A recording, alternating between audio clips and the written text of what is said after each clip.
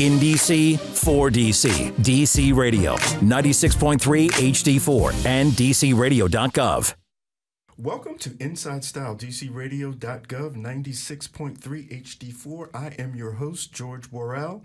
I am very happy to welcome my friend, menswear designer Shaka King. He is known as the King of Chic.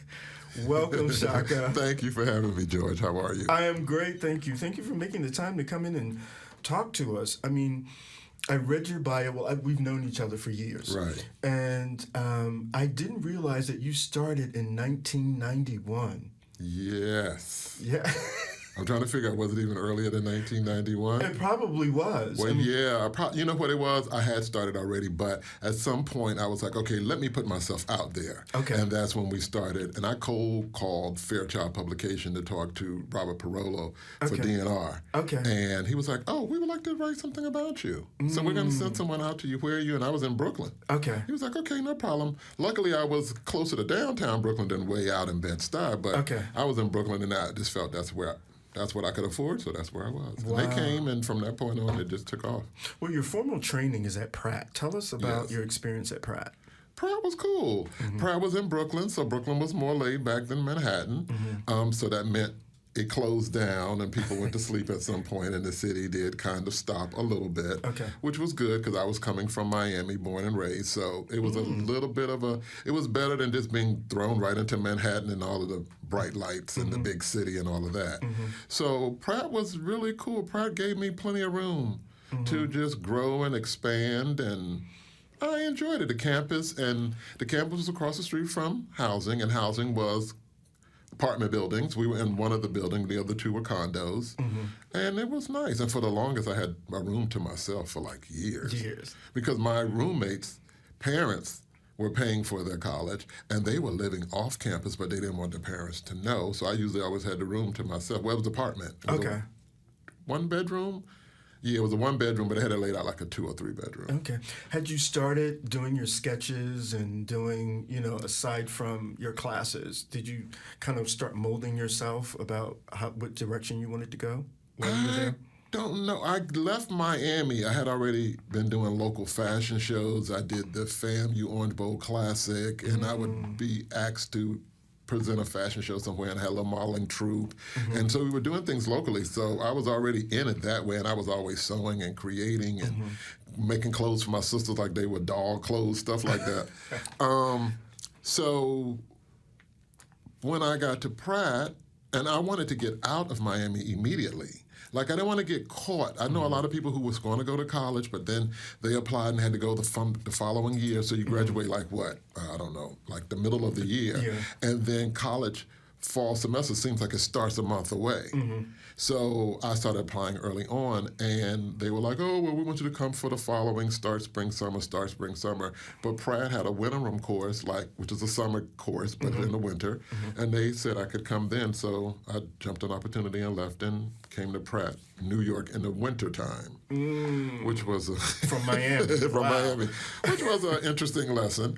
I froze, until I learned how to layer, but Pratt was good. It was nice. The campus was big and lovely. The department was cool. It was fine. I enjoyed it. So what was next after that? After you left Pratt, what was your? After I left Pratt, I had started working as a makeup artist while I was in school.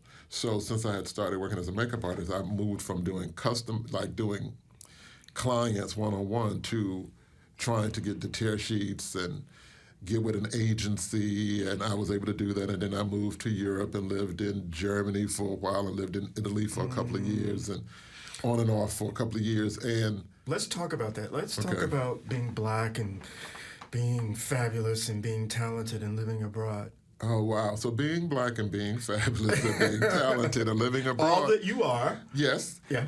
Was interesting, but you do not escape racism. I would go to a lot of things, events and whatnot, and I remember one party in particular going to, and they said it was a millionaire and it was all the girls. They loved to have all the girls there and nobody else. So I kind of was sort of like a chaperone for the girls lots of times, because when they saw me, they'd be like, oh, Shaka's here, and then they kind of stay around me because of the industry. But racism was right there. I remember walking into a party with some friends, and I was at the back of the line, and that's where he stopped me. And they was like, what are you doing? He's with us. You can't see he's with us. How do you not know he's with us? And luckily we had friends, too, that were Italian, and they would speak to him in Italian. There'd be a lot of going back and forth. But, yeah, they didn't want the, what is it? I'm trying to figure out how to say it in Italian, but basically the Nero Louis. Okay. Sort of like, why are you here? Like the black man. Right. It was interesting. Was all the Italians like that? No. Mostly the rich and not famous was like that. A lot of it was that way. That's where it is everywhere. Yeah. It's the people who are with the people that are famous that are, the snobs and the ones that keep everything in a certain aspect. And I had those issues too when I remember going to this big industrial complex, which was a brand new site they developed for these magazines, which was Grazia, Cinecosa, the Italian Cosmo, and a couple other publications in this really nice building. And I had a go-see to go show my portfolio for some possible work with one of the publications. And the woman's doing an interview with me, and I'm looking at her, and she's talking, and I notice she keeps turning my book around sideways, and she's getting close to it and stuff. And I paid her no mind of that. At some point, she said in her broken Italian English, "Where was my name?" I thought she asked me what was my name. So I said, Shaka King right here. It's emblazed on the portfolio. And she said, no, where's your name on the tear sheets? And I was like, okay, well, they're right here, and they're right here. And before I could get to the third one, I was like, well, what is this about? Are you thinking this is not my portfolio? Like, do you think I would waste my time coming all the way over here with somebody else's work and we're all in this game together. Like, you see a million portfolios, I'm sure somebody else's tear sheets are going to be in their book. If I have them in my book, then that's going to be suspect. But she was actually looking for my actual name because, at that time they would put your name in the pages of the work. Well, I was like, yeah, but y'all put it all to the edge, so let's just take every page out and then you can see my name if it's on that page. So that was kind of, I left.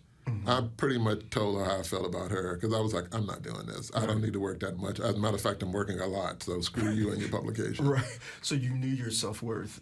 Yes, for early on, I came here meaning New York because I left Miami to go to New York. I knew my self-worth. Growing up, I knew my self-worth. Between my mother and my sisters and my aunt and the women at the church, I knew exactly who I was. So you had a very strong foundation. Yes, I don't go out looking for love somewhere else because my family gives me plenty of it.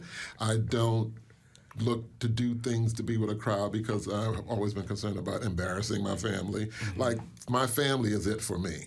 So we're tight, we're close. When I moved to go to Pride Institute, my sisters, especially my older sister, she just cried and cried and cried and cried and cried. And we talked about it recently. She said, because you were gone and none of us was ever gone. You understand? Like, if we went anywhere, we knew they'd be back that week or they'd be back in 2 weeks, or maybe we went and stayed with our grandparents for the summer, and then, So she was like, you're gone and you're probably never coming back, which was kind of true. I mean, I came back to visit, but I never moved visit back. You too, right? Yeah. They could. What inspires you? What inspires you to draw, to create? What inspires you to do all you do? It's everything, and I say that for meaning it, everything, because it's interesting how I'll work on a collection, and I'll create the collection, and then I want to go back and accessorize the collection. And then I'll run across something and go, oh my goodness, this scene from this movie inspired me, or these colors that was in this home inspired me, or the guys up the block, playing dice and carrying on. They inspire me by their looks because I'm a visual person. So I look and it stores itself, and then later on it comes back out in my designs, which I usually don't realize until after the collection is done. And like I said, I'm usually accessorizing the collection, and then that's when I go, wait a minute, this is because of that. So, but fabric would probably be the biggest inspiration when it comes to creating a garment. Because I, again, am a tactile person and a visual person. So, when I touch certain fabrics, automatically something comes in my head about this would flow great with this, or this would work good with that, or these patterns are clashing, but I see a similarity, and I may clash a bunch of patterns together. just being around inspires me. I stay inspired, actually. Your whole attitude in all the years I've known you has always been the same, just upbeat and just kind of... Thank you. Yeah, no, it has been. And I know a few designers into my career, and they're not like that. They're very serious and very, when I talk and interact with you, the creativity, but the happiness is inside of you that radiates. Good to hear. That's good to hear. You've been around a few, that it's not been that way. I like what I do, and I like being creative. And if I wasn't doing this, I'd be in some other field being creative, because I have worked in other fields when it comes to interior, home decor, shoe design, jewelry design, styling, just helping my father pulled his looks together, whatever. I just like the fashion industry. And I immersed myself in it from the beginning, which is something I tell young people all the time when I'm speaking, or if I'm speaking somewhere, I tell them, know your business. So if you're in the fashion business, and that's what you need to be that's how you spend your time. Researching, looking, absorbing, matching, figuring out this, just throw it all in there, along with culture and art, all that stuff goes together. Yes, but immerse yourself in it, and it's easier for me to navigate because I know where my references come from, and I also know when I open my mouth, I'm speaking correctly, and I can point out, well, this happened during that time, and I think this is why that's influenced by this, or because of the war during the 30s, this was the problem, and that's why you have with rations, that's why clothes look this way, So I really enjoy it. And I stay happy. It's easier. Yeah, it is. It's a lot of... So, we do a fashion camp with the Marion Barry's summer youth program. We have 114 to 16-year-olds. Really? Yeah. And one of the things that I try to convey, there are two things that I want them to understand who Marion Barry is. And I want them to understand the real interactions of the fashion industry for people of color. Right. And you and I were talking before we came on, and I want to talk about that a little bit, about the different standard it is for designers of color that you would probably know more about. But I know we were talking about me working at Saks. There was a hierarchy, and I just felt that the people who were of color were the people who were kind of in the field, really holding everything together, making the sales, contacting the people. It was like a factory. Right. And the people who were making the decisions, right, the major decisions, the buyers and all of that, were not of color. Right. So what has been your experience, and do you think it's changing? Is it getting better? Is it the same? Is it getting worse? What do you think? Okay. So one of the problems I constantly ran into starting out with my business and going to wholesale places where they're trying to stop you at the door to tell you it's wholesale, which it said clearly on the door. So the first thing is, yes, I'm educated and I can read. And sometimes they get pissed off when you're educated because now you're smart, you know what. So my biggest issue were them stopping me before I would even come into place and trying to advise me on how to go in and out. Even as a makeup artist, I was showing in certain buildings and I had a toolbox, which was my kit, and they would tell me maintenance around the corner. And I wanted to say, well, which maintenance person got all these Dolce & Gabbana and Armani and whatnot stickers on their thing? Like, I figured, okay, you're looking at my color, you're not looking at me. So in the fashion industry, because I was independent, I was spending my money. So in my mind, if you couldn't treat me right, then my money left the door with me, and that was your loss. But sometimes I would get referrals, and one time I got a referral from Ralph Lauren to go to this place and get some patches and some different things that I needed for some trims for some clothing. And there was a white guy sitting there, and from the door he was like, oh, well, this is wholesale. I was like, yeah, I can read that. Well, that pissed him off. And then we kept going. Finally, I was like, excuse me. There seems to be a bit of an issue. Because when he was talking, I was looking behind me to see who he was talking to. So it was like, there seems to be a bit of an issue because somehow you're either having a bad day or you're confused that I'm somebody that you want to dump this bullshit on. Like, what is the problem here? I'm kind of confused. I was like, oh, well, then I can take my money somewhere else. But I was referred by, and I dropped the name. Then he kind of straightened up a little bit, but he couldn't hide his racism. That's what the problem was. So he just felt whatever. So I was like, okay, cool. I did get what I needed, which was only a $400 order, but I figured if you don't need my $400, because I know I need $400 every month coming from somewhere else, but if you don't need it, then I won't have to come back. And what happened was, I think I bought everything I could buy or wanted to buy, and then I just stocked up and I never went back there again. Maybe, let's say, fast forward to 7 years later, I think I did go in there one time, and I could kind of tell he was still the same person, but you had a lot more people of color and African people and African Americans at that time in the industry, so he saw more of brown and black people. Was this in New York? This was in New York, yeah. 38th Street, right in the heart of the Garment District. And I'm from New Jersey, and I'd lived in Washington longer than I lived in New Jersey, growing up. But I did find New York a bit racist. Oh yeah, no, it was always that. It would. This is just real talk. I mean, we're not downing.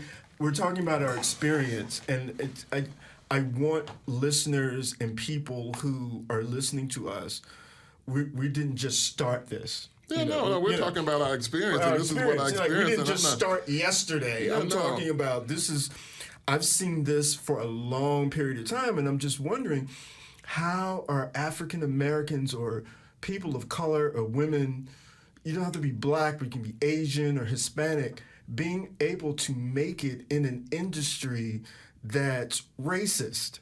Well, racism has always been around. And we know that. So from me, I'm talking about scenarios that happened in the 80s. Right. And they're still there. They're still there. They haven't gotten and they any may better. not be as bad on the surface, but, you always don't qualify. We picked you for, it was a list of numbers, and we randomly selected them, but they're all randomly white people. You know what I'm saying? And I know 75,000 black people applied too, so why aren't there no, or Hispanic or Asian, like there's no color up here. It may be one Asian person, and then the rest of your candidates, applicants are all one shade. I mean, come on, we know that's not the case, but I guess that's what happened. So you get used to it. You know it's going to be might be some kind of whatever when you come into a place. So you're just kind of conditioned. Yeah. But I can't stop my business because of that. And I want something. What I do, though, is I stop spending my dollar. That's what I do. And that's the power. Yeah. I just don't spend my money with you anymore. And I don't know if you'll feel it or not, but I know I feel better. Yeah, you have it someplace and you're spending it someplace where somebody appreciates it and wants you to spend it there. And so now going forward, so I made relationships with some people over the years, and those jobbers and those fabric guys and those trim people and all that, that's who I still work with to this day. They're not, and usually they themselves are immigrants. But there's no issue. Now I will say, there are a couple of races that still have issues with you being black. And I can't do anything about it. Yeah. I know what I need. Now, what we can't do is you can't just dismiss me or discount or give me a lesser product because you decide of my skin color. I can't pay attention to detail and stuff because I will hit you with is this going on? What is going on here? Because technically this should look like this. And they're always, always, always amazed that you know your job. They always are amazed that you understand technique. I guess there's so many people who don't that they discount you. And then when they find out, they kind of look at you, well, they've looked at me crazy, and I'm tall and big and a black man, so it's just like with a deep voice. So right at the back, they're like, oh, okay. And I'm like, you gonna get this together because I'm on a timeline. Yeah, so speaking about timeline, I love that your look this summer is arms out. You got to get it together for social media. But arms out is just because it's hot. And coming from Miami was always, you always wore an A-tank or something like that. So I do sleeveless tops and tank tops, and I have a whole group who follows me, and whenever I release tank tops and sleeveless shirts and stuff, they're all in it. It's all the body guys and the body girls, and or anybody who is in a very hot climate. So I just always think of some kind of little tagline to put on. I love that. On it so that people, it's some kind of content for them. Since they kind of go through so fast, it's just to give them something to talk about. I love the look. So. How are you finding it you're based here in Washington, right? Yes. How are you able to get all of the things that you need to run your shop here in Washington? Okay, so when I had my shop on Upshur Street and I was still living in New York, I started doing tests. I started buying things and having them shipped. I started ordering over the phone while I would be in the shop, which I used to be on Upshur Street, Petworth, the Petworth area. And so I started then testing that part of it out. So then once I had that set, I then was able to live anywhere and still deal with the same jobbers. I don't shop DC a lot, but I do have a jobber who I used to go to Gus Woolens in Jersey and get not Jersey, in Baltimore to get fabrics. So I think people discount. I was the privileged of being on the council for fashion, and the mayor had appointed me. But what I was finding, people were going elsewhere to get the things that they need. There was no sewers. You couldn't buy patterns. You couldn't buy fabric, or it was very limited. I just thought, being a capital city, that many of those things should be here instead of having to, you know, send out for it. What are your feelings about that? Well, yeah, I agree with it. I was a part of the DC Fashion Foundation, and I ran the DC Fashion Incubator for 3 years. But that's what Christine Brooks Cropper was trying to convey, that fashion is here. You have a whole working of a network of designers here. Stylists and stuff, and there are very few resources. Now, there are some fabric stores here and some resources here, but for me, it's always like on the level, it's not on what I need to get. Like, can you get your patterns sewn? There's nobody to sew. Well, if you look hard enough, you can find a couple of people. I partnered with a couple of African tailors, and I was able to get some production done here, but most of it I got it done in New York because I had already established a network there. But so I think it's just easier. And it's not so easy here. You know, it's not like a lot of fabric stores you can go to. And then you got prices. The price point here for a lot of these goods, you might as well jump on the train, get it at a good price, and go to New York and just buy what you want. You can spend... Because of the wholesalers? Yeah, with the wholesalers, or just because of the sheer competition. You know, it's like 25,000 fabric stores where here's 25, let's say. So you have way more chances to find what you want and get a better price because they don't want you going to the competition. Are there any fabric stores in Washington? Because I don't know about in Washington. Everything I went was like in Tacoma Maryland. Park. Yeah, Tacoma Park over in that area. A couple of Sarah and this and that one. There's a couple of places there. But for me, a friend turned me onto a spot that was in Baltimore called Gus Woolens. And then when it closed, those jobbers still do work. So I actually work with one of the guys on a regular basis, and I supplement a lot of the things I don't want to go all the way back to New York for. If he has in stock, I just buy up what I want, like that. I mean, I have a good network on getting everything I need, but I cultivated over my years of in the business. Yeah, but that's work. So I'm thinking about the new designer that's coming behind you, or just you. And it would be so lovely if many of those, if we had that industry. Could it? Well, there's a couple of things that are trying to pop up. You know, there's D Park, which is it's in Mount Rainier, which is an incubator, and it has a fashion component to it. There are individuals trying to move that needle forward. You would probably need the whole cities get involved. You would need the DMV in its totality to get involved. Because, you know, I know DC has space, but then in terms of the kind of space they want, it's probably right there in Mount Rainier. You know what I mean? Or maybe in Virginia for bigger factories and things like that. So I'm sure there are some people. There are some little small places over by me, So Creative, and a couple other spots where they teach sewing. And I think if you went in there, depending on the product you haven't made, you might be able to find somebody to assist you. For what I do with a lot of the tailored stuff and a lot of the tailored clothing, and just the technique that I like and the finish that I like, I go to where I already know. Okay. If I'm not going to create it, then I have places to do that. That I can send the production out to. So, in finishing up, thank you so much for coming, but what advice would you give to someone inspiring to go as a designer or going to the fashion field? What advice would you give them? For them to immerse themselves in their industry, for them to keep their focus, for them not to get swayed by what now social media is around. So do not get swayed by social media. It looks cute when it's a shot or you set it up. But the reality is there's a lot of work, and be prepared for the amount of work. There's no instant overnight success. It does happen. It does happen sometimes, but that's not the norm. It's a lot of hours and a lot of work, and a lot of just schlepping, especially when you're doing fashion shows and searching out models and trying to find a decent show coordinator. Like, that takes work. So I would say when you're out and about and you're meeting people, have just like a little checklist in your mind of questions you would want to ask potential people that you may consider working for you in some capacity. Just be aware, stay up on what you're doing when it comes to fashion, because fashion's constantly moving. Definitely go online and look at Fashion Week and search out names that are photographers and go look at their pages and Google them and find out what they're really about, so that you have references where when you do reach out to somebody locally and they're a photographer, you know, well, so-and-so that works in New York, this is the way he operates, I want to move that way.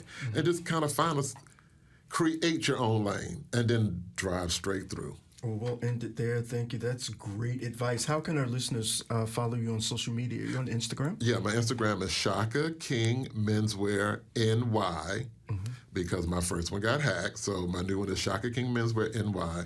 I think my Facebook is just Shaka King. And then my website is www.shakaking.com.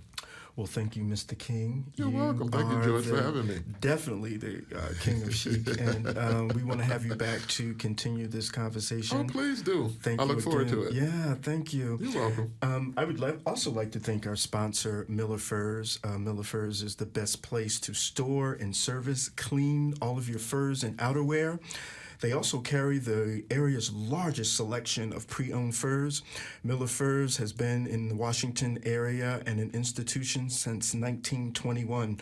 Over 100 years of fashion and value in our nation's capital. Check out Miller Furs. Thank you for tuning in to Inside Style DC Radio 96.3 HD4. And I am George Worrell. Remember, real style starts with being comfortable in your own skin. I'll see you next time.